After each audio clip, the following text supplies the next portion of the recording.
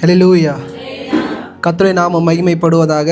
இந்த இடம் அநேக முறை நாம் வாசித்த ஒரு இடமா இருக்கும், நம்ம வாழ்க்கையில் அநேக முறை கேட்ட இடமா இருக்கும். ஆனால் இந்த காலை வேளையில் இந்த இடத்துல இருந்து நாம் கற்றுக்கொள்ள வேண்டிய ஒரு காரியம் என்னவென்றால், கீழ்ப்படிதலின் ஆராதனை ஜெயத்தை தரும். கீழ்ப்படிதலின் ஆராதனை ஜெயத்தை தரும். இன்னைக்கு அநேக நேரம் பாஸ்டர் என் ஜெபம் ஏன் கேட்கப்பட மாட்டேங்குதுன்னா, இந்த இடத்த நீங்கள் படிக்கும் போது உங்களுக்கு நன்றாக என்ன பண்ணும், புரிஞ்சுக்க முடியும். அநேக நேரம் இந்த இடத்தோட முக்கியத்துவத்தை அநேகர் என்ன பண்ணுறதில்ல, புரிஞ்சிக்கிறது இல்லை. ஏதோ ஒரு நடக்குது, ஏதோ ஒரு விஷயம் நடக்குது, ஏதோ ஒரு ஆராதனை பண்ணுறாங்க, அவங்க என்ன பண்ணுது, இடிஞ்சு விழுகிற இடத்துல தான் இருக்கிறோம். ஆனால் இந்த இடத்துல நீங்கள் நல்லா யோசிச்சு பார்த்தீங்கன்னா, இந்த இடத்துக்கு வர அவங்களுக்கு எத்தனை வருடம் ஆச்சுன்னு கேட்டிங்கன்னா 40 வருடம் ஆச்சா. உபாகமும் 1 அதிகாரம் 1 வசனம்.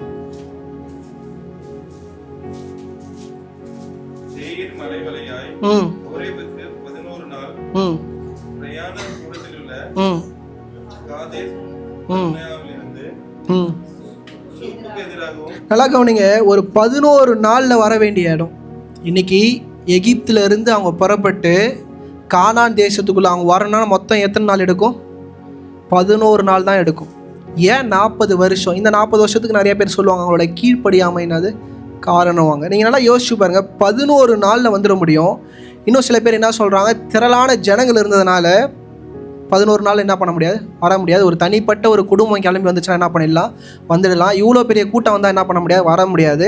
சில பேர் என்ன சொல்கிறாங்கன்னா ஒரு 39 நாளில் என்ன பண்ணிடலாம், வந்துடலான்ற மாதிரி சொல்கிறாங்க. ஆனால் நமக்கு அதெல்லாம் முக்கியம் இல்லை. ஆனால் இந்த அதிகாரம் படிக்கும்போது முதலாவது ஒரு விஷயம் நீங்கள் நன்றாக புரிஞ்சுக்கணும். இந்த இடத்துக்கு முதலாவது வந்தது யாருன்றதை என்ன பண்ணணும், தெளிவாக தெரிஞ்சுக்கணும். இந்த இடத்துக்கு முதலாவது வந்தது யோசுவா கிடையாது. யோசுவாவுடைய தலைமையில் இந்த இடம் என்ன பண்ணல, முதலாவது கானானுக்குள்ளே என்ன பண்ணல, பிரவேசிக்க வரல. அதுக்கு முன்னாடி மோசே என்கிற பெரும் தலைவர் என்ன பண்ணார், இவங்க எல்லாரையும் இட்டுன்னு வந்தார்.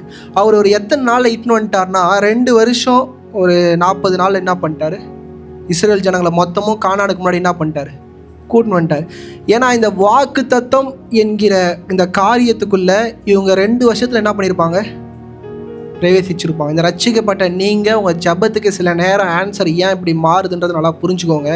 வாக்கு தத்தத்துக்குள்ளே 2 வருஷத்தில் என்ன பண்ணியிருப்பாங்க, வந்திருப்பாங்க. என்னாகமும் 10 அதிகாரம் 11 12. 2ஆம் வருஷம் 2ஆம் மாதம் 20ஆம் தேதியிலே மேகம் சாட்சியுடைய வாசஸ்தலத்தின் மீதிருந்து உயர எழும்பிற்று. அப்பொழுது இஸ்ரவேல் புத்திரர் சீனாய் வனாந்தரத்திலிருந்து தங்கள் பிரயாண வரிசையாய் புறப்பட்டார்கள். மேகம் பாரான் வனாந்தரத்தில் தங்கிற்று. நல்லா கவனிங்க, பாரானுக்கு என்ன பண்ணிட்டாங்க, பாரான் என்றால் அது ஃபர்ஸ்ட் கேட், முதல் இடம். எதுனா கானானுக்குள்ளே பிரவேசிக்க முதல் இடத்துல என்ன பண்ணிட்டாங்க, மோசே மொத்த பேரையும் கூட்டு என்ன பண்ணிட்டாரு, நிறுத்திட்டாங்க. மொத்த ஜனமும் என்ன பண்ணுறாங்க, பாளையத்தில் நிற்கிறாங்க. இப்போ இவங்க கானானுக்குள்ளே பிரவேசிக்க போகிறாங்க. இந்த நேரத்தில் மோசே என்ன பண்ணுறாரு, ஒரு 12 பேரை சூஸ் பண்ணி என்ன பண்ணுறாரு, உள்ளே அனுப்புகிறாரு. 13ஆவது அதிகாரம் 26 28. யாராச்சும் வாசி.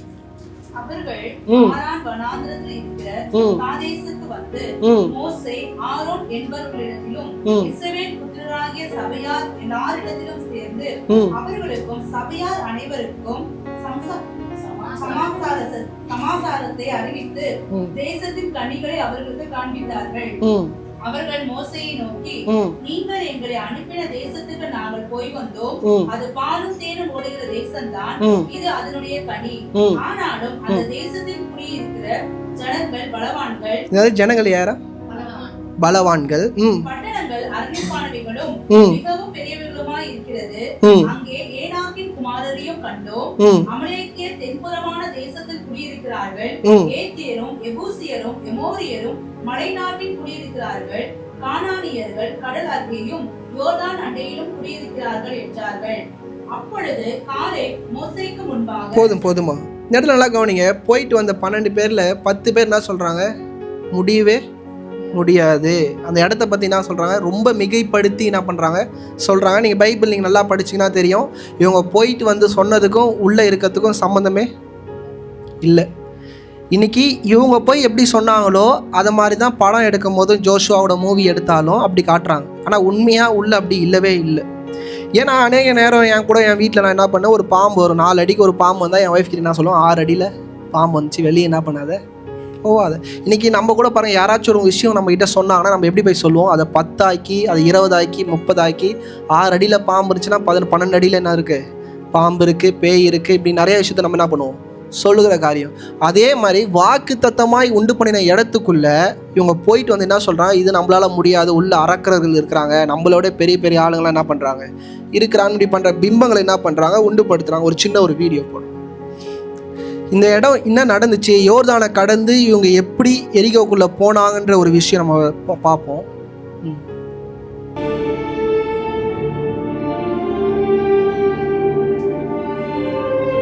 எரிகோ பட்டணம் எக்காலம் ஊதுற உடன்படிக்கை பெட்டி இதான். பார்க்கலன்னா பார்த்துக்கோங்க, இதான் உடன்படிக்கை பெட்டி.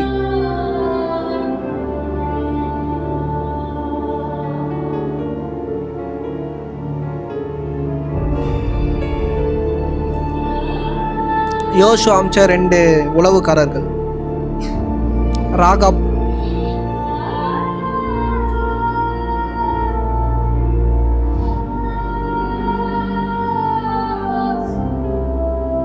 யோசுவா,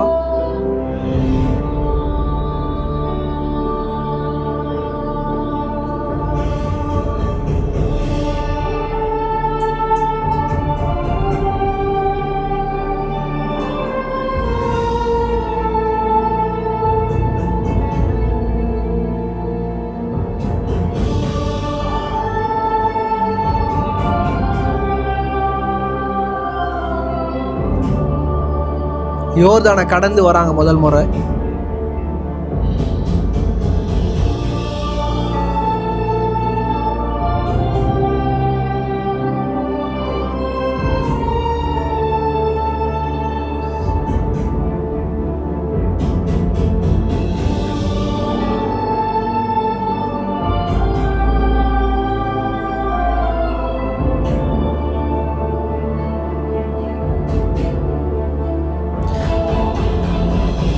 மதில் சோறுலாம் எப்படி இருக்குன்னு பார்த்துக்கோங்க நல்லா தெளிவாக.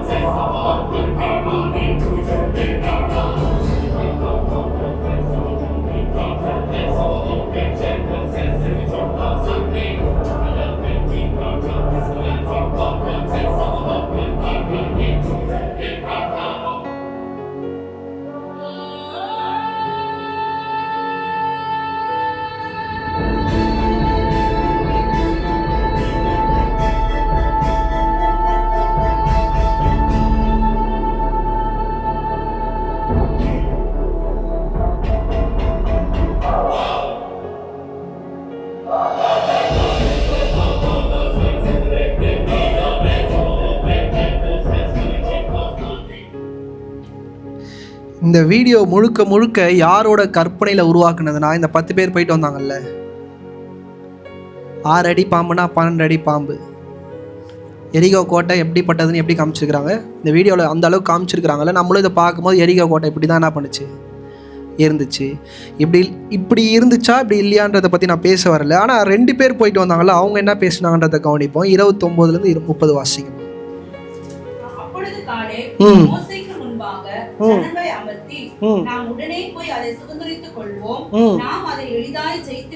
அதை என்ன பண்ணுவோமா, எளிதா என்ன பண்ணுவோமா. இன்னைக்கு 10 பேர் பார்த்த விதம் வேற, 2 பேர் பார்த்த விதம் வேற. இன்னைக்கு அநேக பேர் என்ன நினைச்சிடறாங்க, இவங்க 2 பேர் விசுவாசத்தில் சொல்லிட்டாங்கன்னு நினைக்கிறாங்க. இல்லை, ரியலாகவே அந்த இடத்த ஜெயிக்கிற மாதிரி தான் என்ன பண்ணுச்சு சுச்சுவேஷன் இருந்துச்சு. ஏன்னா இவங்க 2வது வருஷத்தில் இவங்க என்ன சொல்கிறாங்க, காலேப்போம். யோசுவா என்ன சொல்கிறாங்க, ஈஸியாக ஜெயிச்சலான்றாங்க. ஆனால் இப்போ யோசுவா வந்து நிற்கிறது எப்போ வந்து நிற்கிறாருன்னா 40 வருஷம் கழிச்சு என்ன பண்ணுறாரு வந்து நிற்கிறார். ஒரு 38 வருஷத்துக்கு முன்னாடி இருந்த ஒரு நாடு ஒரு 40 வருஷம் கழிச்சுன்னா அது எப்படி மாறிடும், இன்னும் ஸ்ட்ராங்காக மாறிடும், இன்னும் என்னவாயிடும், பவராக மாறிடும். இன்றைக்கி காலேப்பும் ஜோஷுவா மாத்திரம் தான் என்ன சொல்கிறாங்க, இதை நம்ம என்ன பண்ணலாம், ஈஸியாக ஜெயிச்சுக்கலாம். இன்றைக்கி அநேக போராட்டங்கள் பிரச்சனைகள் வரும்போது உங்களுடைய வாயின் வார்த்தைகள் எப்படிப்பட்டதுன்றதை தேவனாகிய கர்த்தர் என்ன பண்ணுறாரு, பார்க்குறாரு.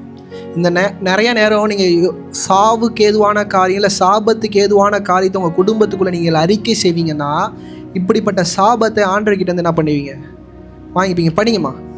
இந்த வனாந்தரத்திலே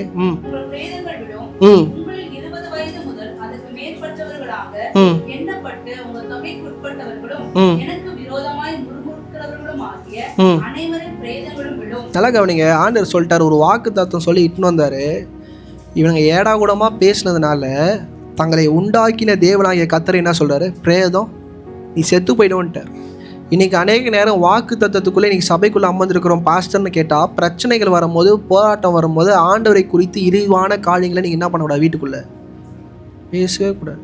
என்ன ஆண்டவரே, நான் எதுக்கு அந்த வார்த்தையெல்லாம் நான் அடிக்கடி நான் சொல்கிறேன்னா, இந்த வார்த்தை ரட்சிக்கப்பட்டவனுடைய வாயில் சாவுற வரைக்கும் என்ன பண்ணக்கூடாது, வரையே கூடாது. நீங்கள் நல்லா யோசிச்சு பாருங்கள். யோபு அப்படி வாயை திறக்கவே இல்லை, எல்லாம் போச்சு, பிள்ளைங்க செத்து போனாங்க, எல்லாம் செத்து போகும்போது அவன் ஏன் அந்த வாயை திறக்கலைன்னா அவன் தேவன் எப்படிப்பட்டவன்னு தெரியும். வாயை தந்தால் நானும் என்னது காலி. இயேசுவை நம்ம நல்லவராகவே பார்க்குறோம், அவர் அப்படிப்பட்டவர் கிடையாது. தனக்கு கீழ்ப்படிந்து தனக்கு பயப்படுகிறவர்களை மாத்திரம் தான் வழி நடத்துகிற தகப்பனாக இருக்கிறார்.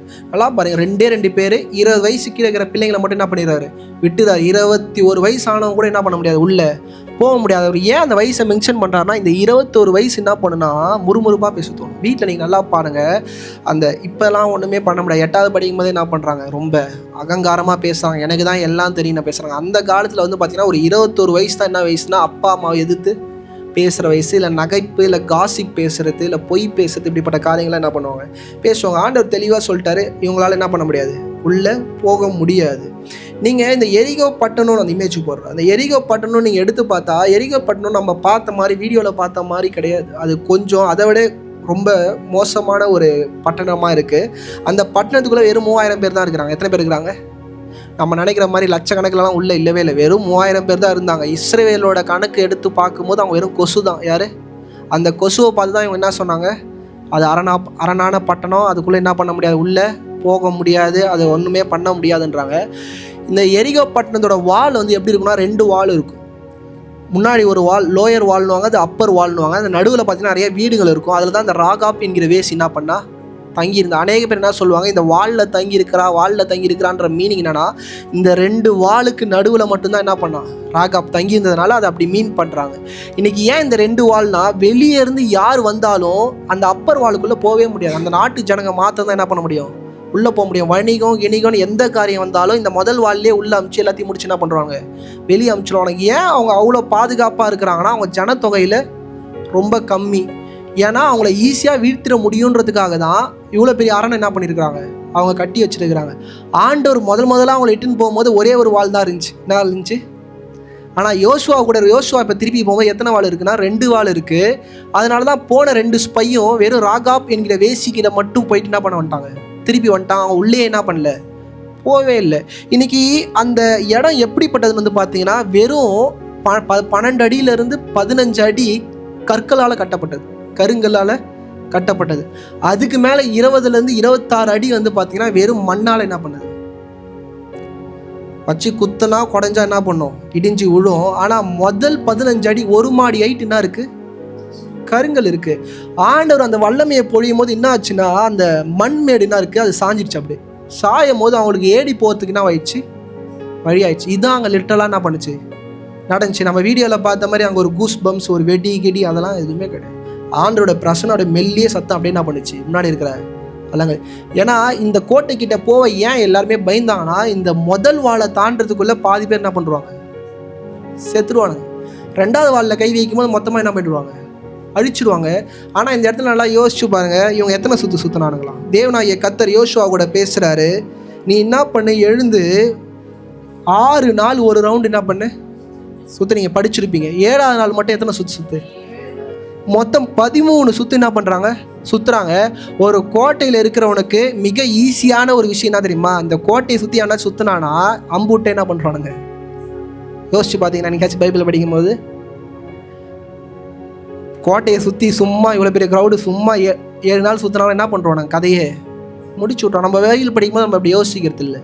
இன்றைக்கி நல்லா புரியுங்க, இஸ்ரவேலை குறித்ததான பயம் எப்போ ஆரம்பிச்சது தெரியுமா? 40 வருஷத்துக்கு முன்னாடி ஆரம்பிச்சது. நீங்கள் பைபிள் படிச்சிங்கன்னா சொல்கிற காரியெல்லாம் புரிஞ்சிருக்கும். இவங்க 2 பேர் வேசிக்கிட்ட போகும்போது அந்த வேசி என்ன சொல்கிறா, நீங்கள் எகிப்தில் பண்ண சம்பவம் எத்தனை வருஷத்துக்கு முன்னாடி பண்ண சம்பவம்? 40 வருஷத்துக்கு முன்னாடி பண்ண சம்பவத்தை இன்னும் நினச்சி பயந்துன்னு இருக்கிறாங்கன்னா, அப்போ அந்த 12 பேர் உள்ளே போகும்போது அவங்களுக்கு என்ன மாதிரி பயம் இருந்திருக்கும்? 40 வருஷம் கழிச்சு ஒருத்தன் உள்ளே போகும்போது அந்த பயத்தை அவனுங்க சொல்கிறானுங்கன்னா, முதல் 2 வருஷத்தில் அப்போ பயம் எப்படி இருக்கும்? நீங்களே சொல்லுங்கள்.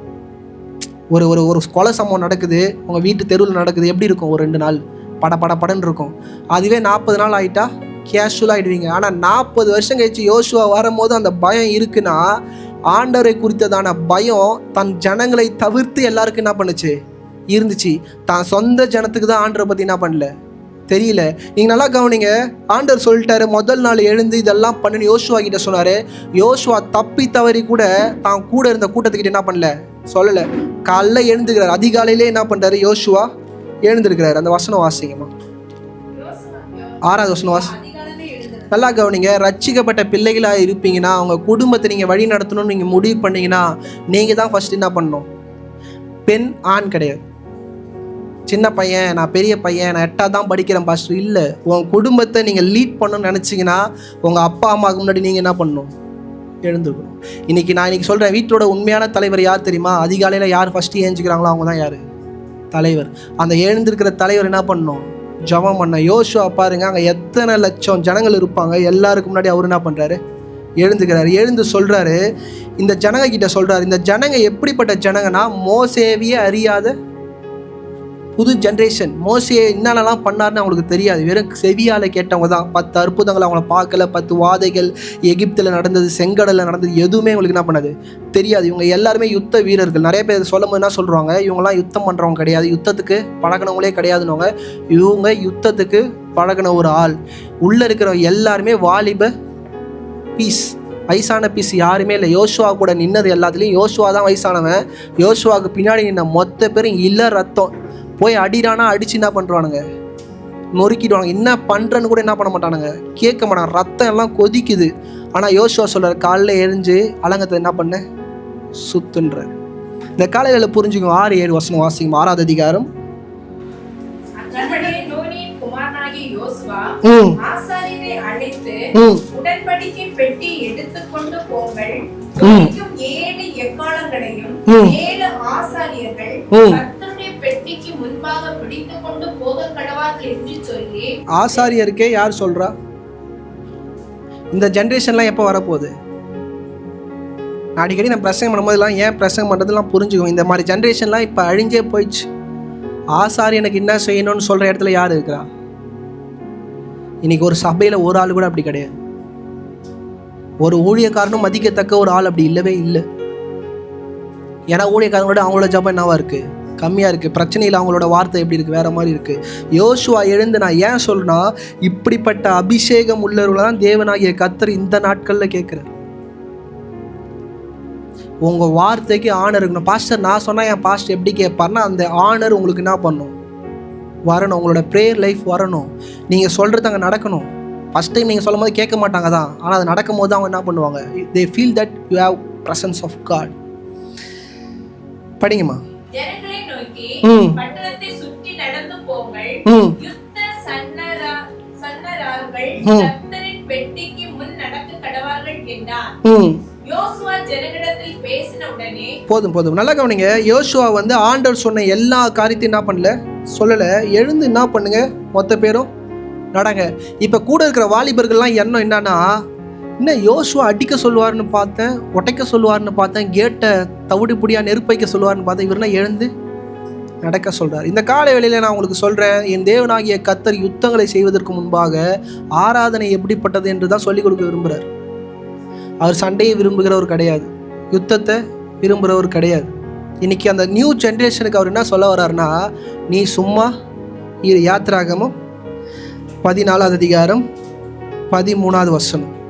அப்பொழுது மோசே ஜனங்களை நோக்கி பயப்படாதிருங்கள், நீங்கள் நின்று கொண்டு. நல்லா கவனிங்க. நீங்கள் என்ன பண்ணுங்க, தேவனாகிய கர்த்தர் அநேக நேரம் நம்ம குடும்பத்தில் நடக்கல போராட்டங்கள் மத்தியில், வேதனைகள் மத்தியில், கஷ்டங்கள் மத்தியில் அவர் சொல்கிற ஒரு காரியம், நீ சும்மா நில்லுப்பா. என்னது? நீ சும்மா நில்லு, தைரியத்தோட என்ன பண்ண, அழுவாத, கண்ணை என்ன பண்ணாத, கசக்காத, தைரியமா நீ நில்லு. இதுதான் ஆண்டவர் விரும்புகிறார். ரட்சிக்கப்பட்ட பிள்ளைங்கிட்ட அவர் என்ன தெரியுமா விரும்புகிறார்? பிரச்சனைகள் நம்ம முன்னாடி நிற்கும் போது நீ அமைதியாக இரு, நீ என்ன பண்ணாத, கொந்தளிக்காத, நீ பதட்டப்படாதன்னு தான் தேவனாகிய கர்த்தர் விரும்புகிறார். ஏன்னா பதட்டப்படாமல் இருக்கிறது மிக கஷ்டமான காரியம்.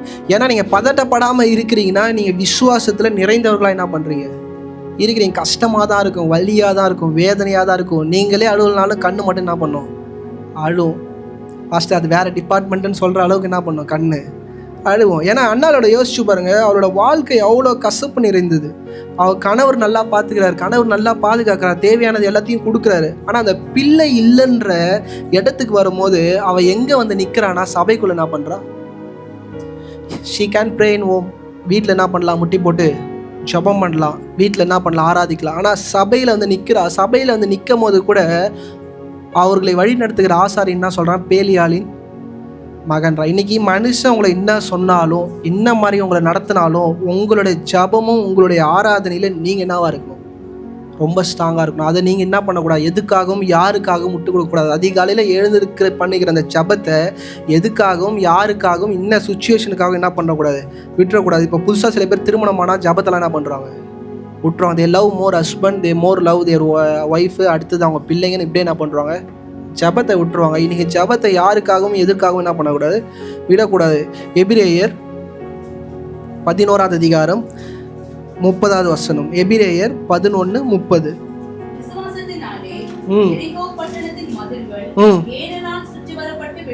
நல்லா கவனிங்க. இன்னைக்கு ரட்சிக்கப்பட்டு அமர்ந்திருக்கிற ஒரு ஆளை நல்லா ஆழமாக நீங்கள் புரிஞ்சுக்கணும்னா, விசுவாசத்தினால மாத்திரம் தான் எது விழுந்துச்சு, எரிக்கப்பட்டனும் விழுந்துச்சு. ஒரு நாள் விசுவாசத்தினால இல்லை, 2 நாள் விசுவாசத்தினால, 7 நாள் விசுவாசம், 7 நாள் விசுவாசம் மாத்திரம் இல்லை, 13 முறை அவர்கள் சுற்றி வந்த விசுவாசம். அதை நீங்கள் பார்க்கும் போது அங்கே இருக்கிற வாலிபர்களுக்கு அது பைத்தியக்காரத்தனமாய் தெரியும். இப்போ இருக்கிற பசங்க கிட்ட நீங்கள் ஏதாவது சொல்லி பாருங்கள், அவங்க என்ன பண்ண மாட்டானுங்க, செய்யவே மாட்டானுங்க. நீனா முட்டாளா, நம்ம அப்பா அம்மாவே பார்த்துக்க, நீனா முட்டாளா, அவனுக்கு அறிவு இருக்கா இல்லையா, இந்த காலத்தில் வந்து இதை போய் பண்ண சொல்கிறியே. ஆனால் ஆண்டவர் அப்படிப்பட்ட காரியத்தை தான் என்ன பண்ணுறாரு, பண்ண சொல்கிறாரு. நீங்களும் உங்கள் வாலிப காலத்தில் கர்த்தர் நம்ம யோசிக்கிற யோசனையை யோசிக்கிறாரான்றதை யோசிச்சு பார்க்கணும். நிறைய நாலேஜ் இருக்குது, நான் அதை தப்புன்னு சொல்லலை. அதனால ஆண்டவர் அதை கொடுத்தாரான்றதை மட்டும் நான் பண்ண நம்ம யோசிச்சு பார்க்கணும். யாக்கோபு 2ஆம் அதிகாரம் 17வது வசனம். விசுவாசத்தில் என்ன இருக்கணும், கிரியை இருக்கணும். இன்னைக்கு அவங்க விசுவாசத்தை மாத்திரம் இல்லை, 7 நாள் என்ன பண்ணுறாங்க, அலங்கத்தை சுற்றி நடக்கிறாங்க. இன்றைக்கி அநேக பேர் ரட்சிக்கப்பட்ட பிள்ளைகளை நான் பார்க்குறேன், விசுவாசத்தினால வாயில் மட்டும் அறிக்கை செய்வாங்க, ஆனால் எதுவுமே என்ன பண்ண மாட்டாங்க. எனக்கு தெரியும் பாஸ்டர், எனக்கு இதெல்லாம் செஞ்சிருவார், இதை வச்சு ஒன்றுமே என்ன பண்ண முடியாது. நீங்கள் முட்டி போட்டு ஜபிக்கிற இடத்துக்குள்ளே நம்ம என்ன பண்ணோம், கடந்து வரணும். அதை நான் எப்படி விபரிக்கிறதுன்னு தெரியல. வாயின் விசுவாசம் பரலோகத்துக்கு கிட்ட கூட போவாது. கிரியை உள்ள ஒரு ஜபம் மாத்திரம் தான் பரலோகத்தை இப்போ என்ன பண்ணும், அசைக்கும். இன்னைக்கு ரொம்ப நேரம் ஜபம் பண்ண முடியும், ரொம்ப நேரம் துதிக்க முடியும், ஆனால் கிரியை இருக்கணும், அதை நோக்கி ஓடணும், அந்த தரிசனம் இருக்கணும். இன்னைக்கு அநேக நேரம் அந்த தரிசனத்தில் சின்ன குழப்பம் வந்துட்டா என்ன பண்ணா, சோர்ந்து உட்காந்துருவாங்க.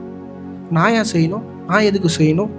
ஆனால் இன்னைக்கு தேவனாகிய கர்த்தர் உங்களோட பேசுகிற காரியம், உங்களோட கிரியை உங்கள் வாழ்க்கையில் அது இருந்தே ஆகணும்.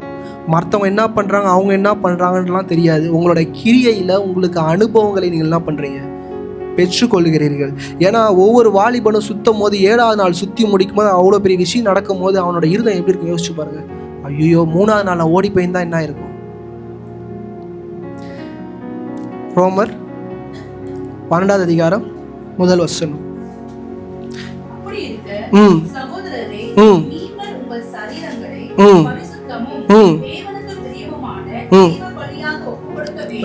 நல்லா கவனிங்க. உங்களோட சரீரத்தை நீங்க ஒப்பு கொடுக்க வேண்டியது மிக மிக, உங்க ஜபத்துக்கு முன்னாடி உங்க சரீரத்தை நீங்க ஒப்பு கொடுக்கணும். அதுதான் புத்தி உள்ள ஆராதனையாக இருக்குது. இன்றைக்கி உங்கள் அவயங்கள் ஒவ்வொன்றும் தேவனுடைய ஆலயத்தில் இருக்கிற ஒவ்வொரு அங்கமாக இருக்குது. கையாக இருக்கட்டும், காலாக இருக்கட்டும், கண்ணாக இருக்கட்டும், அது எல்லாமே பரிசுத்தத்துக்கு குறியது. அதை நீங்கள் சீரமைக்க வேண்டியது அவசியம். அதுவும் வாலிப காலத்தில் அதை நீங்கள் பாதுகாக்க வேண்டியது மிக மிக அவசியம். வேறு ஒருத்தவங்க கூட நம்மளை என்ன பண்ணக்கூடாது, தீட்டுப்படுத்தக்கூடாது. என் ஒய்ஃப் அடிக்கடி சொல்லுவாள், என் வாலிப காலகட்டத்தில் த மேல் ஹவ் அப்ரோச் மீ, அதுக்கு காரணம் யார்? நான் தான். ஒரு ஆண் வந்து என்னை அப்ரோச் பண்ணுறான்னா அதுக்கு காரணம் யார்? அந்த இடத்துக்கே நான் இருக்கக்கூடாதுன்னு நான் என்ன பண்ணுவேன்? விரும்புவேன். இன்றைக்கி நம்ம தான் நம்மளோட இருதயத்தை என்ன பண்ணணும்? பாதுகாத்து கொள்ளணும். எபிரேயர் 10வது அதிகாரம் 24-25. மேலும் அன்புக்கும் நற்கிரியைகளுக்கும் நாம் ஏவப்படும்படி ஒருவரை ஒருவர் கவனித்து ஒருவரை என்ன பண்ணணும்? நம்ம வாழ்க்கையில் நம்ம சபைக்குள்ளே அமர்ந்திருக்கிறோம், நம்மளை ஒருவரை ஒருவர் கவனித்து கொள்ள வேண்டியது மிக மிக அவசியம். இந்த சபையில் அமர்ந்திருக்கிறோம், சபையோட வளர்ச்சி எங்கே இடியுதுன்னா சபைக்குள்ளே ஒருவரை ஒருவர் கவனிக்க வேண்டியது மிக மிக அவசியம். ஒரு நபர் இடர்கள் அடைகிறாங்கன்றதை நீங்கள் விட்னஸ் பண்ணிங்கன்னா you need to care that. புரியுதா? நீங்கள் அதை பாஸ்ட் என்ன பண்ணுப்பாரு? பார்த்துப்பாரு. அந்த பாஸ்ட் அம்மா என்ன பண்ணுவாங்க? பார்த்துப்பாங்க. அப்போ இந்த வசனம் எதுக்காக? சபை என்பது நம்ம எல்லாரும் இணைக்கப்பட்டது தான். அது சபை ஒருவரை ஒருவர் என்ன பண்ணணும்? தாங்கிக்கணும். இன்றைக்கி ஊழியத்தில் நீங்கள் சபை வளரும் போது இப்படிப்பட்ட பிரச்சனைகள்லாம் வரும். குறை சொல்லுகிற காரியம் என்ன பண்ணும்? சபைக்குள்ளே வரும். சபைக்குள்ளே குறையும் என்ன பண்ணும்? வரும். அந்த குறைகள் உங்கள் செவிக்கு கேட்கும் போது நீங்கள் என்ன பண்ணுவீங்க?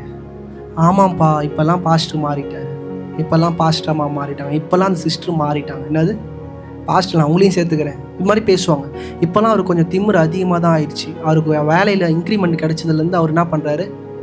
இப்படிலாம் யாராச்சும் உங்ககிட்ட பேசினாங்கன்னா நீங்கள் என்ன பண்ணுவீங்க? நீங்கள் என்ன பண்ணணுன்றத புரிஞ்சுக்கோங்க. ஏன்னா இப்போ ஆலயத்தில் ஒரு பங்கு என்ன ஆகுது? பழுதாகுது. நீங்கள் என்ன சொல்லணும்? ஒன்று நீங்கள் பேசி அதை சமாளிக்க தெரியணும். இல்லைனா வாப்பா நம்ம 2 பேரும் பாஸ்டர்கிட்ட என்ன பண்ணலாம்? உட்காந்து பேசலாம். இன்றைக்கி ஏதோ ஆண்டர்கிட்ட போய் பேசுகிற மாதிரி என்ன பண்ணுறாங்க? ஊழியக்காரங்க கிட்ட பேச பயப்படுறாங்க. நான் இன்றைக்கி சொல்கிறேன், இந்த சபையில் எந்த குறைகள் இருந்தாலும் நேராக வந்து என்கிட்ட என்ன பண்ணலாம்? ஜாலியாக பாஸ்டர் இப்படிலாம் இருக்குது என்ன பண்ணலாம்? என்னது இப்படிலாம் இருக்குது என்ன பண்ணலாம்? இன்றைக்கி தப்பை காட்டுவதற்காக நம்ம சபைக்குள்ளே என்ன பண்ணல? இல்லை, குறையை குத்தி காட்டுறதுக்காக இல்லை. அந்த குறையை என்ன பண்ணலாம்? எப்படி ரெக்டிஃபை பண்ணலாம்? எப்படி இது பண்ணலாம்ன்றது தான் நம்ம என்ன பண்ணணும்? கடந்து வரணும். இன்றைக்கி சபைக்குள்ளே இப்படிப்பட்ட காரியங்களை நம்ம இழந்து போகிறோம். எனக்கு என் சபையில் நான் ரட்சிக்கப்பட்டு இருக்கும் போது என்னை பாஸ்டர் நல்லா யூஸ் பண்ணாங்க. கார் ஓட்ட, வர்ஷிப் பண்ண, அப்படி சொல்ல, கார் ஓட்ட. திடீர்னு பார்த்தா வேற ஒரு ஆள் அந்த இடத்துல போட்டாங்க. எங்கே போனாலும் பாஸ்டர் அவர் இட்டுன்னு போகிறார். எனக்கு ரொம்ப ரொம்ப ரொம்ப வருத்தம். என்னடா எப்பயுமே பாஸ்டர் என்ன தான் கூப்பிடாரு, எங்கே போனாலும் என்ன தான் கூப்பிடாரு, இப்போ என்ன இந்த பையன் வந்துட்டான் புதுசாக சொல்லிட்டு அந்த அழுத்தம் அப்படியே இருந்துச்சு. ஒரு நாள் கம்யூனியன் டேபிளுக்கு போனேன். கம்யூனியன் டேபிளில் சர்வ் பண்ணியிருந்தாங்க. அதில் போய் கை வைக்க போனேன். அங்கே இருக்கிற பிரதர், நீ இதெல்லாம் கை வைக்கக்கூடாது, உனக்கு என்ன ஆகலை? திருமணம் ஆகலை, நான் தான் இதெல்லாம் பண்ணுவேன், இது வந்து என்னோட இன்சார்ஜ். பாஸ்டர் என்னை மட்டும்தான் இதுக்காக என்ன பண்ணியிருக்கிறாரு? சூஸ் பண்ணியிருக்கிறாரு. இந்த வாரங்களில் அந்த நபரை என் சபையிலேருந்து எடுத்துகிட்டு வேறு யாரையோ வச்சுருக்கிறாங்க. இந்த நபர் எங்கேயோ போயிட்டு விசுவாசிக்கிட்ட சொல்லியிருக்கிறாரு, இப்போல்லாம் பாஸ்டர் மாறிட்டார். என்னது இப்போல்லாம் பாஸ்டர்? 10 வருஷமாக அதே நபர் தான் வேலையை செஞ்சு கொண்டு இருந்தார். இப்போ மாற்றிட்ட உடனே அவர் அடுத்த விசுவாசிக்கிட்ட போய் சொன்னார் போல், பாஸ்டர் இப்போல்லாம் மாறிட்டார், சரியில்லை. என்ன இல்லை, 10 வருஷம் உங்களுக்கு கொடுக்கும் போது சரி, 10வது வருஷம் மாற்றும் போது சரி. இன்றைக்கி இந்த விஷயங்களில் நாம் என்ன புரிந்து கொள்ள வேண்டும் என்றால், சபைக்குள்ளே சில வேலைகள், சில பொறுப்பில் சில பேரை ஏன் அமர்த்துறாங்கன்னா, தே ஆர் நாட் பர்ஃபெக்ட். இதுதான் முதல்ல நீங்கள் புரிஞ்சுக்கணும். பாடல், ஆராதனை, இப்படி விஷயம், பொறுப்பெல்லாம் அவங்கள கொடுக்கறதுக்கு காரணம், அவங்கள எக்யூப் பண்ணுறதுக்கு மாத்திரம் இல்லை. அப்படிப்பட்ட ஆவிகள் அதெல்லாம் இருந்தால் தான் உள்ளே என்ன பண்ணுவாங்க? இருப்பாங்க. உடனே நான் கொடுத்தோடனே பாஸ்டர் நீங்கள் அந்த இடத்துல தான் கொடுக்குறீங்கன்னு தயவுசெய்து நினச்சிடாதீங்க. நான் பெரிய பெரிய சபையில் சொல்கிறேன், ஒரு சீசன் வரும்போது அடுத்த ஆளுக்கு அந்த இடம் என்ன பண்ணப்படுது? தேவைப்படுது. பாஸ்டரோட ட்ராவல் பண்ணும்போது தான் அவனால் பாஸ்டரை பற்றி புரிஞ்சுக்க முடியும், ஊழியத்தை பற்றி புரிஞ்சுக்க முடியும், ஆண்டோடைய வசனத்தை பற்றி என்ன பண்ண முடியும்? புரிஞ்சுக்க முடியும். நீங்களே கடைசி வரைக்கும் உட்காந்து அந்த பிரியாணி சாப்பாடை பாஸ்டர் கூட உட்காந்து சாப்பிடணும்னு ஆசைப்பட்டீங்கன்னா அது எந்த விதத்துலையும் என்ன கிடையாது? நியாயம் கிடையாது. ஒருவரை ஒருவர் நம்ம தான் மாற்றி மாற்றி என்ன பண்ணிக்கணும்?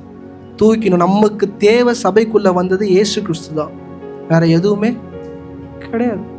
பாஸ்டரோட உறவு கிடையாது, பக்கத்தில் இருக்கிற சிஸ்டரோட உறவு கிடையாது. நம்ம வந்தது நோக்கம் ஆண்டவரோடு இணைக்கப்படுவது தான். எனக்கு நான் ரட்சிக்கப்பட்டு முதல்ல தேவனாகிய கர்த்தர் எனக்கு சொல்லி கொடுத்த ஒரு விஷயம் நான் சொல்லித்தரேன். ஊழியத்துக்கெல்லாம் ஒப்பு கொடுத்து பைபிள் காலேஜெல்லாம் முடிச்சுட்டு பைபிள் காலேஜில் போய் எனக்கு ட்ரைனிங் போடுறாங்க. 1 வருஷம் சும்மா உட்கார வச்சுட்டாங்க லாஸ்ட் சேரில். எந்த வேலையும் செய்ய கொடுக்கல. எப்படி இருக்கும் யோசிச்சு பாருங்கள். பைபிள் காலேஜ்லேருந்து வந்திருக்கிற ஒரு பெரிய பிராண்டடான ஒரு பைபிள் காலேஜில் வந்துருக்கிறேன். பாஸ்ட் வந்து மைக் கொடுத்து வர்ஷிப் பண்ண விடுவார், வேர்ட் ஆஃப் காட் பேச விடுவாரு. அந்த மூடில் உட்காந்து கேளு. கடைசியாக அந்த வருஷம் முடிஞ்ச உடனே கடைசி சண்டேல பிரசங்கம் பண்ண என்ன பண்ணார்?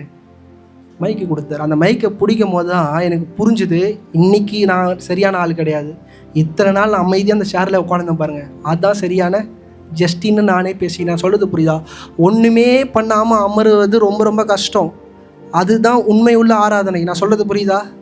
ஆண்டவர் அவங்களுக்கு நோக்கி என்ன சொன்னார்? 7 நாள் 13 சுத்து சும்மா இரு, வாய் என்ன பண்ணாத திறக்காது. ஆனால் நமக்கு இந்த விஷயத்தை சொன்னால் நான் வேறு சபைக்கு போகிறேன், என்னை எங்கே பயன்படுத்துகிறார்களோ அந்த சபைக்கு நான் என்ன பண்ணுறேன், போகிறேன். யோசுவா 6வது அதிகாரம் 10வது வசனம்.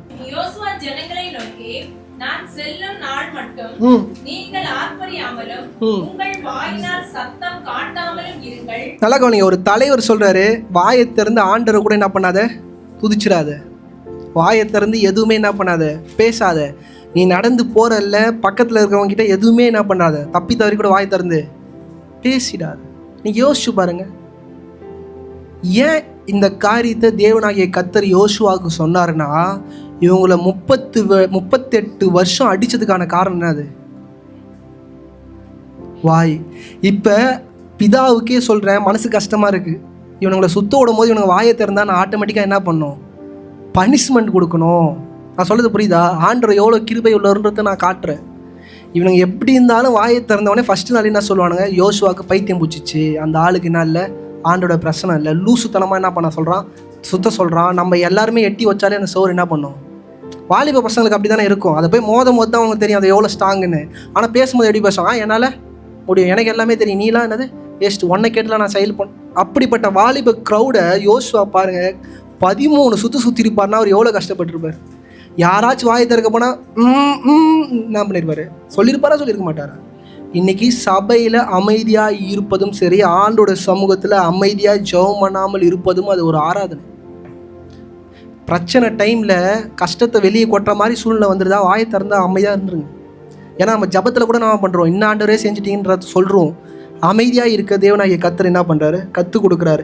ஏன்னா இந்த நாவு ரொம்ப மோசமானதுங்க. ஆண்டவருக்கு விரோதத்தை யார் உண்டு பண்ணுறான்னு கேட்டால் அநேக நேரம் பிசாசு கிடையாது, நம்மளுடைய நாவு தான். பிரசங்கி 3:7.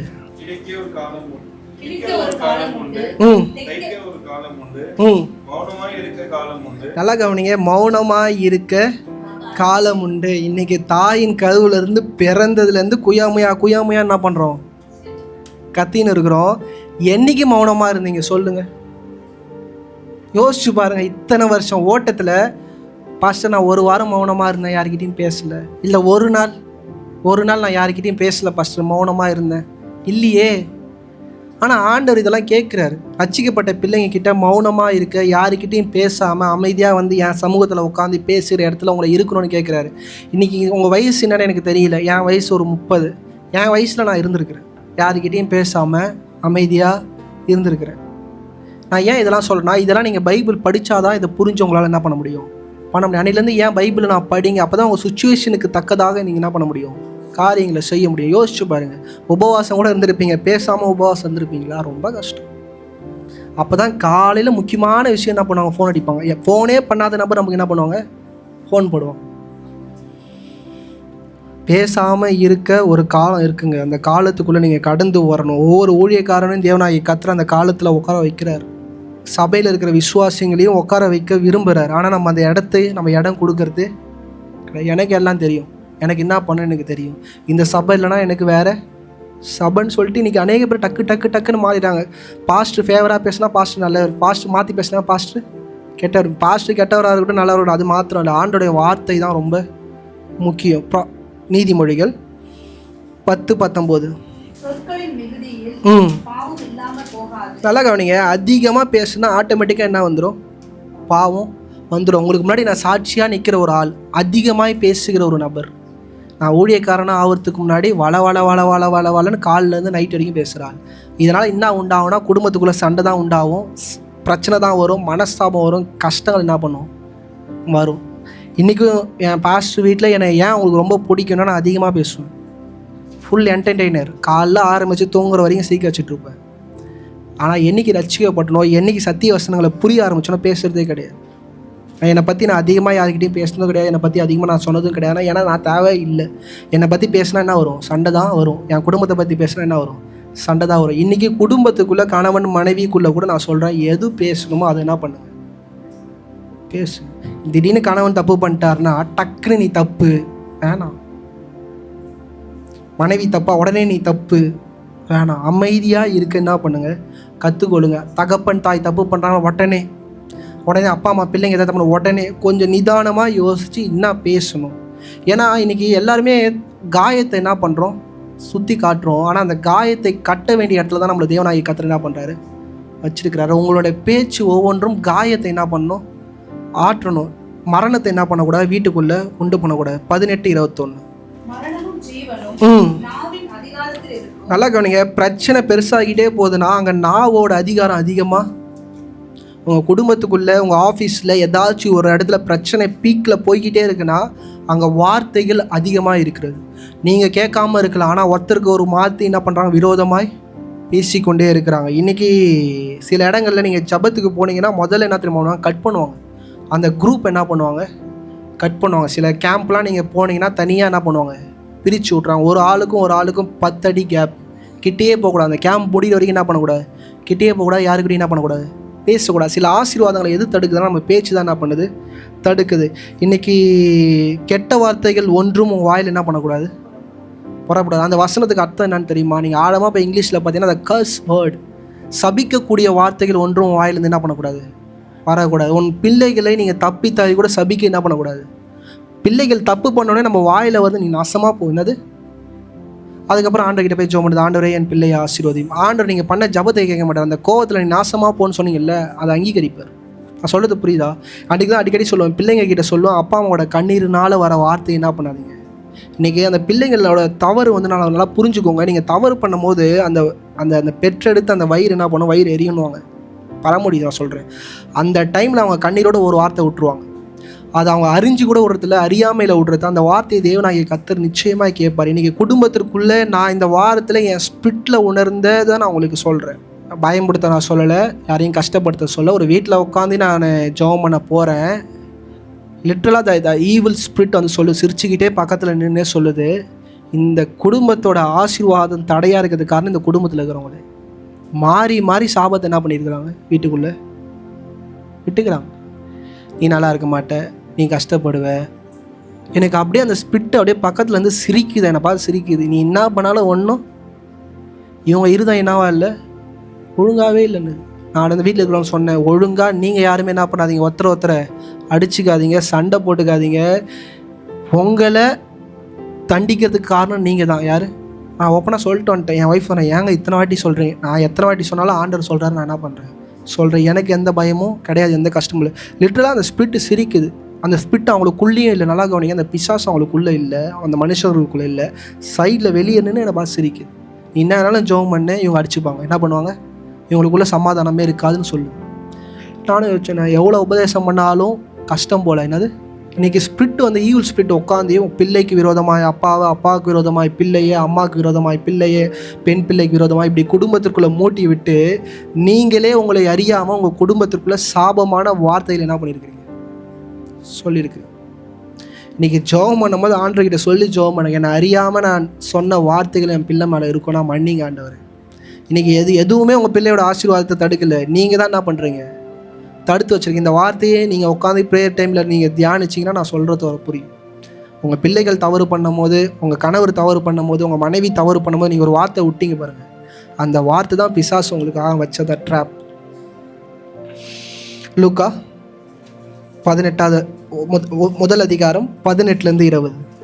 அப்பொழுது சகரியா தேவதூதனை நோக்கி, இதை நான் எதினாலே ஏறுவேன், நான் கிழவனா இருக்கிறேன். நான் என்னவா இருக்கிறேன், கிழவாக இருக்கிறேன். இன்றைக்கி தேவனாகிய கர்த்தர் சகரியாவை நோக்கி சொல்கிறார், உனக்கு ஒரு பிள்ளையை நான் என்ன தருவேன். அவன் பேர் யோவான் சானகன். அவன் என்ன பண்ணுவான், உனக்கு மகனாக இருப்பான். இப்படி மிகப்பெரிய ஒரு வாக்குத்தத்தமான தரிசனத்தை என்ன பண்ணுறாரு, ஆலயத்துக்குள்ளே உட்பிரவேசிக்கும் போது எந்த ஆசாரியனுக்கும் கிடைக்காத ஒரு மகத்துவத்தை சகரியாவுக்கு தேவனாகிய கர்த்தர் அந்த இடத்துல என்ன பண்ணுறாரு சொல்கிறாரு. அவர் இஸ்ரவேலை பற்றி சொல்லணும், ஆனால் தன்னுடைய சொந்த குடும்பத்தை பற்றி சொல்கிறாரு. சொல்லும் போது இவர் என்ன தெரியுமா சொல்கிறாரு, நான் என்னவா இருக்கிறேன், கிழவனாக இருக்கிறேன், என்னால் எப்படி முடியும். இன்னைக்கு அமர்ந்திருக்கிற நீங்களும் நானும் அப்படிப்பட்ட இருதயம் தான். தேவனாகிய கர்த்தர் வாக்குத்தத்தமே கொடுத்தாலும் என்னால் எப்படி முடியும், நான் பிச்சை எடுத்துன்னு இருக்கிறேன். என்னது, நான் ஒன்றுமே இல்லாமல் இருக்கிறேன், நான் ஒன்றுமே இல்லாமல் இந்த இடத்துல அமர்ந்திருக்கிறேன். இந்த சென்னை பட்டணத்தில் எனக்கு யாருமே தெரியாது. இப்படி தான் ஆண்டவர் நோக்கி நீங்கள் என்ன பண்ணுறீங்க சொல்கிறீங்க. இன்றைக்கி சகரியா என்கிற ஒரு நபர் வந்து ஊழியக்காரன், சத்திய வசனங்களை தோராவை படித்த நபராக இருந்தாலும் பாருங்கள் எப்படி இருக்கிறாங்க, நம்ப மாட்டாங்க. வாக்கு தத்தம்னு ஒரு விஷயம் தேவனாகிய கர்த்தர் அவங்களோட பேசும்போது என்ன பண்ண மாட்டாங்க, நம்ப மாட்டாங்க. இப்போ ஆண்டவருக்கு சகரியா விட இந்த வாக்கு தத்தம் ரொம்ப முக்கியம். நான் சொல்கிறது நல்லா புரிஞ்சுக்கணும். இன்றைக்கி இந்த இடத்துல இருந்தீங்கன்னா நீங்கள் தப்பிப்பீங்க. இந்த இடத்துல இல்லாதனால தான் நம்ம என்ன பண்ணுறோம், லூஸ் பண்ணுறோம். இந்த வாக்கு தத்துவம் ஆண்டவருக்கு சகரியா விட முக்கியம். சகரியாவுக்கு குழந்தை பிறக்கிறது ஆண்டவருக்கு என்னது, சகரியா விட ஆண்டவருக்கு முக்கியம். அதனால என்ன சொல்றாரு, படிங்கம்மா. என் மனைவியும் வயது சென்றவளாய் இருக்கிறாளே என்றான். தேவதூதன் அவனுக்கு பிரதியுத்தரமாக, நான் தேவ சன்னிதானத்தில் நிற்கிற காபிரியேல் என்பவன், உன்னுடனே பேசவும் உனக்கு இந்த நற்செய்தி அறிவிக்கவும் அனுப்பப்பட்டு வந்தேன். இதோ தகுந்த காலத்திலே நிறைவேறி போகிற என் வார்த்தைகளை நீ விசுவாசியாதபடியினால் இவைகள் சம்பவிக்கும் நாள் மட்டும் நீ பேசக்கூடாமல் ஊமையா இருப்பாய் என்றான். புரியுதா?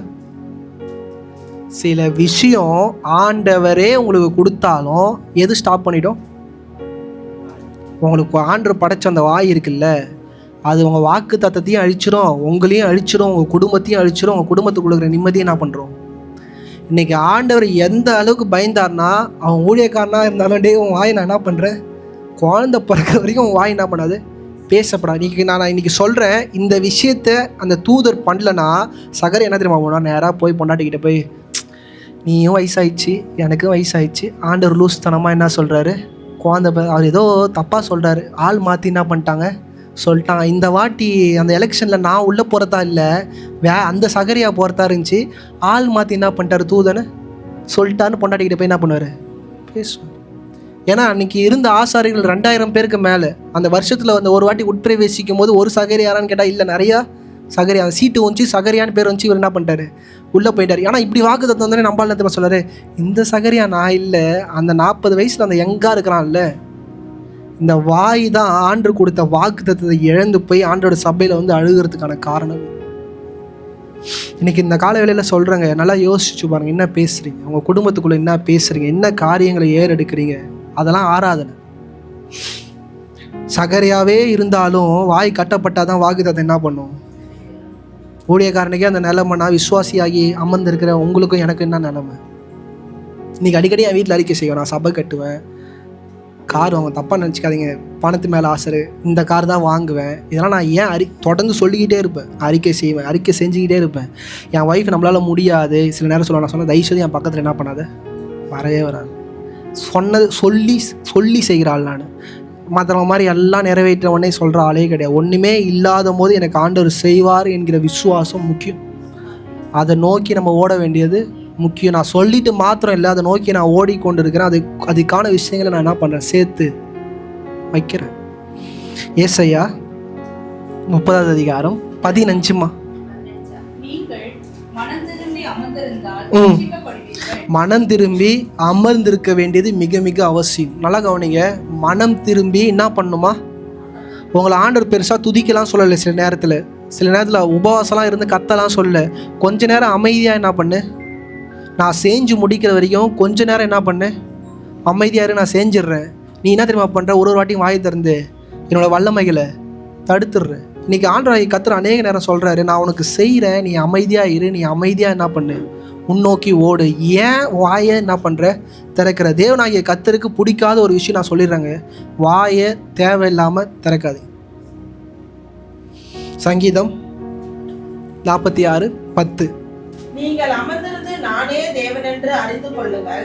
ஜாதிகளுக்குள்ளே உயர்ந்திருப்பேன், பூமியிலே உயர்ந்திருப்பேன்.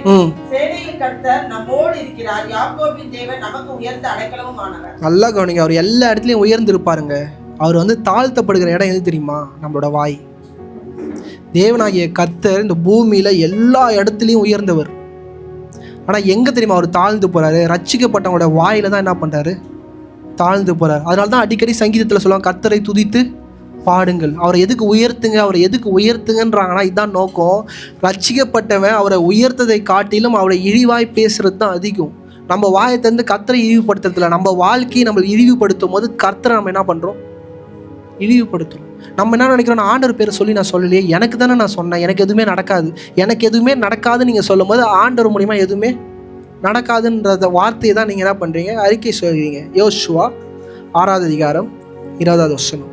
எக்காளங்களை ஊதுகையில் ஜனங்கள் ஆர்ப்பரித்தார்கள். எக்காள சத்தத்தை ஜனங்கள் கேட்டு மகா ஆரவாரத்தோடு நல்லா கவனிங்க. அமைதியாக இருக்க எப்படி காலமோ நீங்கள் கம்பீரிக்க வேண்டிய காலம் என்னது உண்டு.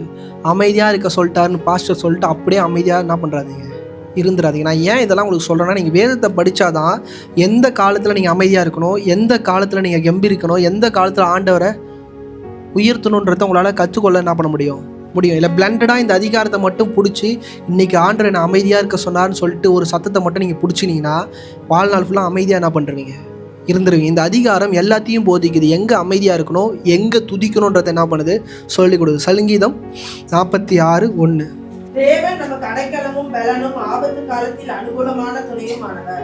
நல்லா கவனிங்க. ஆபத்து காலத்தில் நமக்கு ஒரே ஒரு துணை யாரு? கர்த்தர். அவரை நீங்கள் துதிக்கிற இடத்துல நீங்கள் இருக்கணும். அந்த துதியின் சத்தம் எப்படி இருக்குன்னா பயங்கரமாக என்ன பண்ணணும். எதுக்கு கம்பீரித்துனா சத்தம் அந்த இடத்துல வந்து சத்தத்தை உயர்த்துகிற இடத்துல இருந்துச்சு. உங்கள் ஆவிக்குரிய ரீதியில் உங்கள் ஆவியை அனலாக்கி உங்கள் ஆவியின் சத்தத்தை நீங்கள் தனிப்பட்ட முறையில் ஜெபிக்கும் போது என்ன பண்ணணும், சொங்கி மாதிரி என்ன பண்ணக்கூடாது.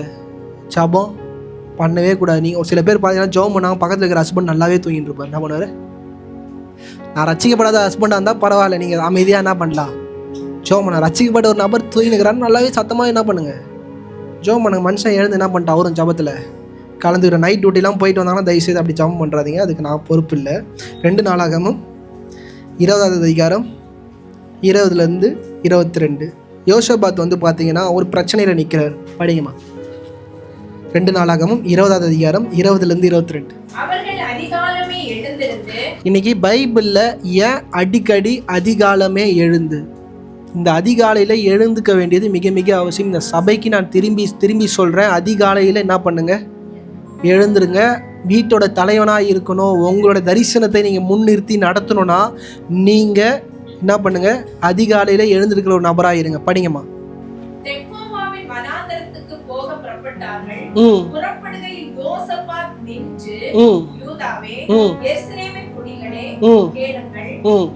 தேவனாகிய கர்த்தரை நம்புங்கள், அப்பொழுது நிலைப்படுவீர்கள். அவருடைய தீர்க்கதரிசிகளை நம்புங்கள், அப்பொழுது சித்தி பெறுவீர்கள் என்றார். பின்பு அவன் ஜனங்களோடு ஆலோசனை பண்ணி பரிசுத்தமுள்ள தேவன் பரிசுத்தமுள்ள மகத்துவத்தை துதிக்கவும் ஆயுதம் அணிந்தவர்களுக்கு முன்பாக நடந்து போய். நல்லா கவனிங்க. யுத்தம் பண்றவங்களுக்கு முன்னாடி யார் போறாங்க? துதிக்கிற வீரர்கள் என்ன பண்றாங்க?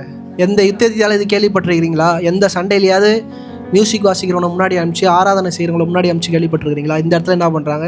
இன்றைக்கி உங்கள் குடும்பத்தின் பிரச்சனைகளுக்கு முன்பாக உங்களுடைய துதி என்ன பண்ணணும், முன்னாடி போகணும். உங்களோட ஆராதனை உங்களுக்கு முன்னாடி என்ன பண்ணணும், போகணும். உங்கள் கணவர் போகிறதுக்கு முன்னாடி அந்த இடத்துக்கு தேவனுடைய ஆராதனை என்ன பண்ணணும். போன வாரம் தான் சொன்னேன், நீங்கள் போகிறதுக்கு முன்னாடி தேவனுடைய கர்த்தர் அந்த இடத்துக்கு என்ன பண்ணணும், முன்னாடி போனால் துதியின் சத்தம் ஆராதனையின் சத்தம் உங்கள் வீட்டில் என்ன பண்ணணும், இருந்துக்கிட்டே இருக்கணும். படிங்கம்மா.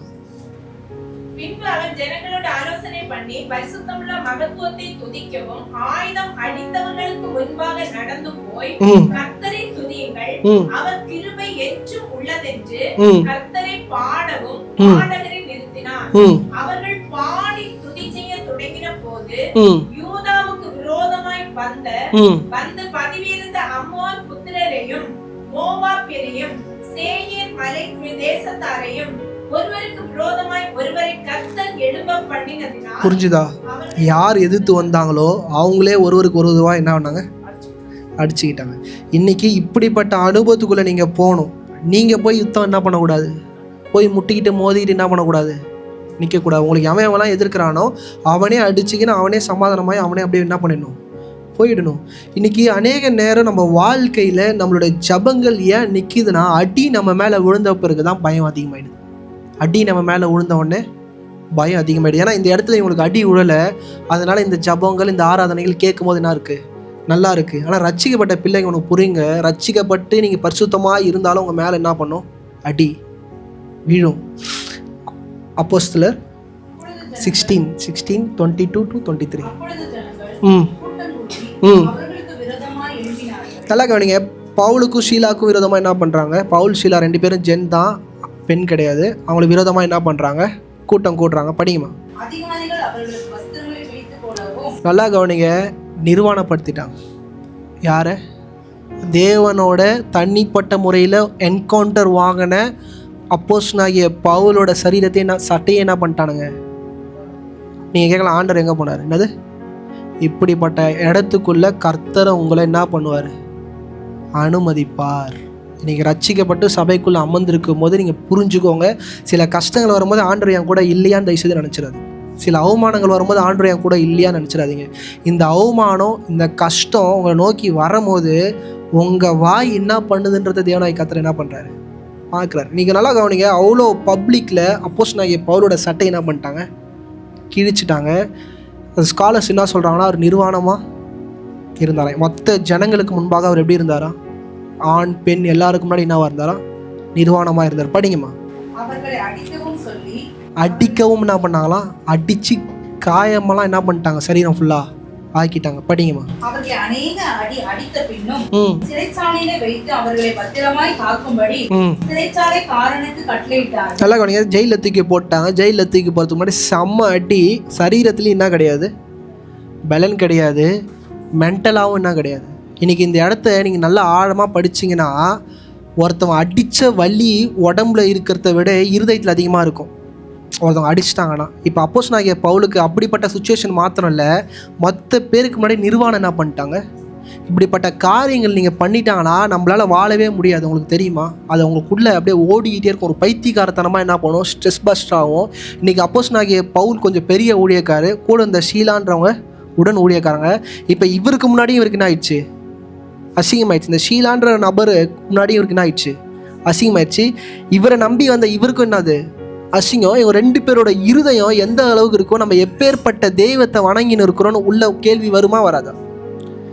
அவ்வளோ அவமான மத்தியில் நீங்களும் நானும் செத்துடலான்னு யோசிப்போம். என்ன பண்ணுவோம்? செத்துடலான்னு யோசிப்போம். ஆனால் 25 26 வாசிங்க. பவுலும் சீலாவும் ஜெபம் பண்ணி, நல்லா கவனிங்க. நடுராத்திரின்றது ஏதோ சாயங்காலத்துலேருந்து நடுராத்திரி வரைக்கும் அவங்க தூங்கிட்டாங்கல்ல, அடித்து போட்டதெல்லாம் அவங்களால எழுந்துக்க முடியல. முழிப்பு வந்த உடனே நல்லா கவனிங்க, சரீரத்தின் பெலன் அந்த துளி வந்த உடனே 2 பேரும் எழுந்து நிற்கிறாங்க. என்ன பண்ணுறாங்க? இன்றைக்கி நீங்களும் நானும் இப்படிப்பட்ட ஜபம் பண்ணுறோமாங்க? இப்படிப்பட்ட ஆராதனை எடுக்கிறோமா? படிங்கம்மா. தேவனை துதித்து பாடினார்கள். தேவனை துதித்து பாடுறதுனா என்ன அர்த்தம்னா, தேவனே நீ நல்லவர், நீ வல்லவர், வானத்துக்கும் பூமிக்கும் உமக்கு ஒப்பான. ஆனால் அவரோட பிள்ளைங்களை நாராக கீழ்ச்சி போட்டிருக்கும் போது இந்த துதி வருமா வாயில்? ஆனால் அப்போஸ்தலனாகிய பவுல் சொன்னார், நீ ரொம்ப நல்லவர், உம்மால கூடாத காரியம். இதை தான் ஆண்டவர் ரட்சிக்கப்பட்ட பிள்ளைங்க கிட்ட கேட்குறாரு. ஆனால் நீங்களும் நானும் என்ன தெரியுமா பண்ணுறோம்? அந்த மாதிரி டைமில் செத்து போயிடலாம், என்ன பண்ணிடலாம், இல்லைன்னா ஆண்டவரே கிடையாது. இப்படிலாம் பேசும்போது ஆண்டவர் என்ன தெரியுமா சொல்லுவார்? அந்த மூஞ்சில் மட்டும் இன்னும் அந்த அடி படலை, அந்த மூக்கில், அந்த மூக்கை என்ன பண்ணுங்க? உடைங்க. பிசாசுக்கு தான் சொல்லுவார், அந்த மூக்கை மட்டும் உடைச்சிட்டு அது மட்டும் என்ன பண்ணுது? அழகாக இருக்கு. படிங்கம்மா. தேவனை துதித்து பாடினார்கள். காவலில் வைக்கப்பட்டவர்கள் அதை கேட்டுக்கொண்டிருந்தார்கள். சடுதியிலே சிறைச்சாலையின் அஸ்திபாரங்கள் அசையும்படியாக பூமி மிகவும் அதிர்ந்தது. நல்லா கவனிங்க. பூமி என்ன பண்ணுச்சா? அது இருந்துச்சு. இன்னைக்கு இவங்க ஜெபம் பண்ணாமல் இப்படி ஒரு காரியம் நடந்துச்சுன்னு வச்சுக்கோங்களேன், எல்லாம் இது சும்மா நிலநடுக்கம், ஏதோ சும்மா என்ன பண்ணியிருக்கு? நடந்திருக்கு. ஆனால் வெளியே இருக்கிற வேலைக்காரர்களுக்கும் யோசிச்சு பாருங்கள், இவனுக்கு என்னடா இவ்வளோ அடித்து போட்ட பிறகும் ஆராதிக்கிறாங்க, இவங்க தேவன் எவ்வளோ பெரிய நினைப்பாங்க, நினைக்க மாட்டாங்க. இன்றைக்கி நம்ம வாழ்க்கை ஆராதனை அது நமக்குரியது மாத்திரம் இல்லை, மற்றவங்களுக்கானதுன்றதை நான் பண்ணிடுவோம் தெரியுமா? மறந்து போகுது. ஏதோ நம்ம ஆராதிக்கிற ஆராதனை நம்ம குடும்பம் ஆசீர்வாதம் நினைக்கிறாங்க. இல்லவே இல்லை. அப்போஸ்தலனாகிய பவுல் அங்கே பண்ணது உங்களுக்கு தெரியும். படிங்கம்மா. கதவுகள் எல்லாம் திறவுண்டது, எல்லாருடைய கட்டுகளும் கலந்து போயிற்று. சிறைச்சாலைக்காரன் முத்திரை தெளித்து சிறைச்சாலையின் கதவுகள் திறந்திருக்கிறதை கண்டு கட்டுண்டவர்கள் ஓடி போனார்கள் என்று எண்ணி பட்டயத்தை உருவி தன்னை கொலை செய்து கொள்ள போனான். பவுல் மிகுந்த சத்தமிட்டு, நீ உனக்கு கெடுதி ஒன்று செய்து கொள்ளாதே. புரியுதா? மிகுந்த சத்தம் விட்டு இன்னைக்கு சபைக்குள்ளே அமர்ந்திருக்கும் போது அவன் குத்தின்னு அவன் சாப்பிட்டோன்னு இருக்கக்கூடாது. அவன் ஏதோ பாஸ்ட்டை பற்றி குறை, இன்றைக்கி பாஸ்ட்டை பற்றி யாருமே நீங்கள் குறை பேசுகிறான், நான் சும்மா சொல்கிறேன் டைமிங்கில். பாஸ்ட்டை பற்றி குறை பேசுகிறாங்க, சபையை பற்றி குறை பேசுகிறாங்க, இல்லை சபையில் ஒரு ஏடாகுடமான விஷயம் நடக்குது, ஒருத்தவங்களை மட்டும் தூக்குறாங்க, இப்படிப்பட்ட விஷயம்லாம் நடக்குதுன்னா you need to speak each others. சண்டை போடாத ஒரு மெச்சூரிட்டியாக என்ன பண்ணணும்? பேசணும். ஏன்னா இது எல்லாருமே சேர்ந்தது தான் என்னது? சபை. ஒரு தனிப்பட்ட ஆள் கிடையாது. இன்றைக்கி அப்போஸ்தலனாகிய பவுல் விட்டுருக்கலாம், நச்சல்ல தண்ணி கூட தரல, குத்தின்னு சாவிடான்னா பண்ணிருக்கலாம், விட்டுருக்கலாம். கத்த கூட பலன் இல்லாத மோதிலும் வசனம் தெளிவாக சொல்லுது, உறக்க என்ன பண்ணுறாராம்? கத்தி. படிங்கம்மா. கெடுதி ஒன்று செய்து கொள்ளாதே. பயப்படாதே, நாங்கள் எல்லாரும் இங்கேதான் இருக்கிறோம் என்றார். அப்பொழுது அவர் தீபங்களை கொண்டு வர சொல்லி உள்ளே ஓடி நடுநடுங்கி பவுலுக்கும் சீலாவுக்கும் முன்பாக விழுந்து அவர்களை வெளியே அழைத்து வந்து, ஆண்டவன்மாரே, ரட்சிக்கப்படுவதற்கு நான் என்ன செய்ய வேண்டும் என்றான். புரியுதா? உங்க ஆராதனை உங்களை மாத்திரம் இல்லை, உங்களை மாத்திரம் அசைக்கக்கூடாது. பக்கத்தில் இருக்கிறவன் என்ன பண்ணணும்? ரட்சிக்கப்படாத அந்த ஆளை அசைக்கணும். அப்படி இல்லைன்னா நம்மளுடைய ஆராதனையில் ஏதோ தப்பு யாருக்கிட்ட இருக்கு? நம்ம கிட்ட தான் இருக்கு. இந்த கிறிஸ்துவ சமுதாயத்தில் ஏன் ஏற்றுக்க முடியலன்னா, இதை யாராலையுமே ஏற்றுக்க முடியல. என்ன ஆயிருதுன்னா, ஒரு 10 வருஷம் 20 வருஷம் 30 வருஷம் நம்ம வந்துட்டோம், நல்லா ஜபம் பண்ண ஆரம்பிச்சிட்டோம், நம்ம நினைக்கிறோம் வி ஆர் நாட், நம்ம என்னது தப்பே நம்ம என்ன பண்ணலை. அப்போஸ் நான் பவுலோட இடத்துல யோசிச்சு பாருங்க, நம்மளா இருந்தால் கெட்ட வாதில் என்ன பண்ணுவோம்? ஜெயிலுக்குள்ள இருந்து கத்துவானை வெளியே விட, அவனை அடிச்சு நொடிக்கிறான், அவனை என்ன பண்ணிடுறேன்? ஆனால் துதி செஞ்சான். இன்றைக்கி குடும்பத்துக்குள்ளே பிரச்சனை வரும்போது வாயில் துதி வருதா? போராட்டம் வரும்போது வாயில் துதி வருதா? அப்படி இல்லைன்னா நம்ம தப்பாக இருக்கிறோம். இன்றைக்கி அநேக நேரம் நான் ஃப்ராங்காக சொல்கிறேன், என் ஒய்ஃப்க்கு எனக்கு சண்டை மிகுதி ஆயிடுச்சுன்னா அமைதியாகிடுவேன். தனியாக அந்த இடத்த விட்டு என்ன பண்ணுறேன்? வெளியே போயிடுவேன், ஆண்டுகிட்ட போய் சோமணும். அவளும் அப்படி தான். நான் பைத்தியக்கார மாதிரி நான் கத்துனா என்ன பண்ணுவான்? அவன் இதுக்கு மேலே இவர்கிட்ட போராட முடியாது, நம்ம என்ன பண்ணுவோம்? இப்படி 2 பேருமே ரட்சிக்கப்பட்டிருந்தால் தான் அது பீஸ்ஃபுல்லாக போகும் குடும்பம். ஒரு ஆள் ரட்சிக்கப்பட்டு இருக்கும்போது பவுலோட அனுபவம் வாழ்க்கையில் என்ன பண்ணும்? நடக்கும் தான். அதை நீங்கள் தான் என்ன பண்ணணும்? தாங்கி வழி நடத்தும் போது அவங்களும் என்ன பண்ணுவாங்க? ரட்சிக்கப்படுவாங்க. ஏன்னா ரட்சிக்கப்பட்டார். படிங்கம்மா. கர்த்தராகிய இயேசு கிறிஸ்துவை விசுவாசி, அப்பொழுது நீயும் உன் வீட்டாரும் ரட்சிக்கப்படுவீர்கள் என்று சொல்லி அவனுக்கும் அவன் வீட்டில் இருந்த யாவருக்கும் கர்த்தருடைய வசனத்தை போதித்தார்கள். கர்த்தருடைய வசனத்தை என்ன பண்ணாங்களாம்? போதித்தார்கள். இன்னைக்கு உங்க வீட்டுக்குள்ள சத்திய வசனங்களை போதிக்கிற ஆசாரியன் யாருன்றது இன்னைக்குள்ள முடிவு பண்றது. பாஸ்டர் எனக்கு ஆண்டவர் குடும்பம் கொடுத்துட்டாருன்னா கிடையாது. அதுக்குள்ள ஒரு ஆசாரியன் தேவை. இந்த சபையோட ஆசாரியன் நீங்கள் தான். உங்கள் சரீரத்துக்கான சபையாக இருக்கிற உங்கள் சரீரத்துக்கு ஆசாரியன் யார்? நீங்கள் தான். சத்திய வசனத்தை நீங்கள் போதிச்சே ஆகணும். இதெல்லாம் பண்ணால் நிச்சயமாகவே உலகத்தை உண்டாக்கின தேவன் யார் என்பதை உங்கள் குடும்பத்துக்குள்ளே உங்களால் என்ன பண்ண முடியும்? பார்க்க முடியும். கடைசியாக ஏசாயா 12:6.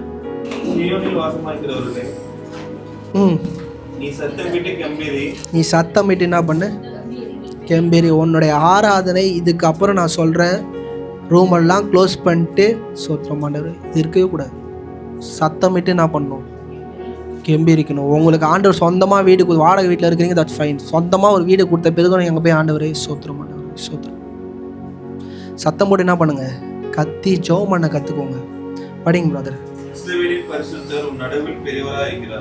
இஸ்ரவேலுடைய பரிசுத்தர் நம் மத்தியில் என்னவா இருக்கிறாரு? இந்த காலை வேளையில் சொல்லிடுறேன், என் தேவனாகிய கர்த்தர், உங்களுடைய தேவனாகிய கர்த்தர் நமக்கு முன்னாடி என்னவா இருக்கிறார்? பெரியவராக இருக்கிறார். தயவு செய்து நம் கர்த்தர்னு சொல்கிற இடத்துலாம் மாறிட்டு என் கர்த்தர்னு சொல்கிற இடத்துக்கு என்ன பண்ணுங்க? வந்துருங்க. அடிக்கடி சொல்லுங்கள், என் தேவன் பெரியவர்.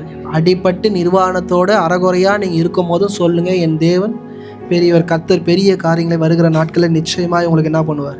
செய்வார். கர்த்தருடைய நாமம் மகிமைப்படுவதாக. இப்போதான் கூட இருக்கிற இடங்களில் எழுந்து நின்று